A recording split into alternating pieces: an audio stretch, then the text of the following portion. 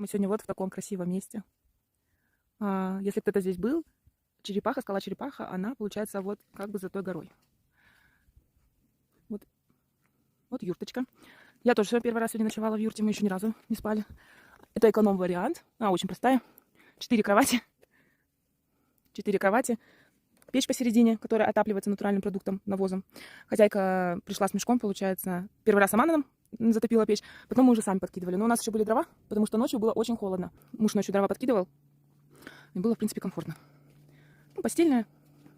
Вот это как за место простыни, не очень такое, честно говоря, внушает доверие. В одежде можно поспать. Туалет на улице. В принципе, и все. Зато красиво.